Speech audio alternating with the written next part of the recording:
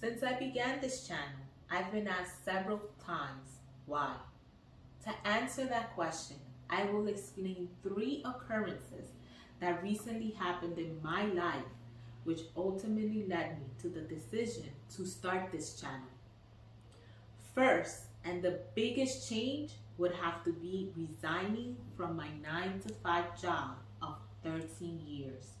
I was so dedicated to this job that I do not believe I would have made the decision to do this channel if I was still working at this company.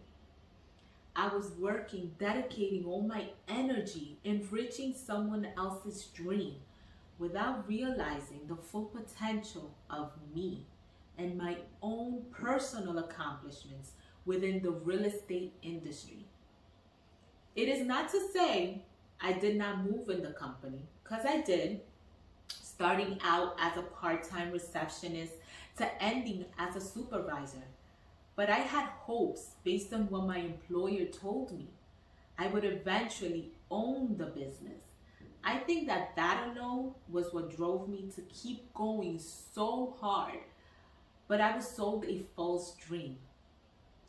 There were several incidents that occurred, but just one in particular, which I could remember like if it was yesterday.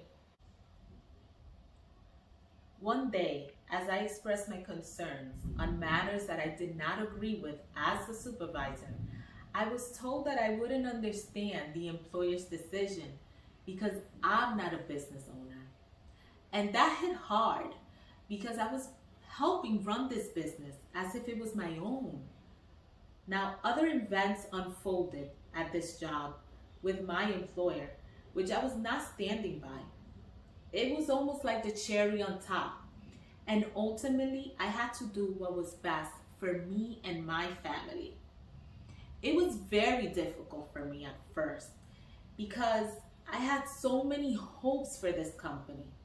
But ultimately, the moment that I began to embrace the rejection I faced, it was as if I woke up from a clouded dream. And at this point, my wheels began to turn. And it was like I awoke a new me. The second step, I took initiative to start my realty firm. And this, I did not just for myself, but for my 2 young boys.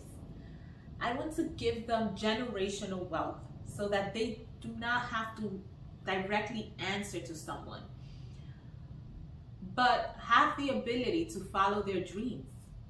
I knew I wanted to create a brand. To do this, I had to invest my time and money, from paying the business formation, marketing, equipment. I quickly saw that my personal funds diminishing. This is when I began to research for grants, which drove me to apply for a grant, which, by the way, I didn't get, but I'm not giving up and I will try again. But anyway, this grant asked the question to describe my accomplishments. So I had to sit back a little. And while answering the question, I began to realize that I am very well to do. I sat with my husband and we ran down all the things that I had accomplished, from obtaining my real estate agent license, purchasing my first home, investment properties, obtaining my notary license and my broker's license. And within my 14-year career in real estate, I did several different techniques like house hack, which is basically you purchase a home, live in one unit, and have the other unit pay your rent, basically. Another technique, wholesaling. I also did buy and hold, where we purchased the property and we're holding on to it for more years. All this I did despite the obstacles and barriers I faced in my life, which I'll go into more detail when I tell my story. Third, I am a member of several Facebook groups, but one in particular Lady Landlords. I was reading the questions and comments people post, and I came across one post that really caught my attention. A lady stated that she was a single mom and wanted to get into investments, but didn't know if she could do it. So she wanted to know if there were any moms doing investments. This question really threw me for a loop because I thought to myself, all the things that I do, including investments, while being a mom and a wife. Oftentimes, some women limit themselves from pursuing their career choice because we may feel guilty if we don't spend enough time with our kids. We begin to feel mom's guilt, and in turn, we stop ourselves from pursuing our goals and dreams. But I ask myself, should that be the case? We as women are certainly not yet equal to men in the workforce. I myself see it every day in real estate, which is a male-driven industry. Why is that?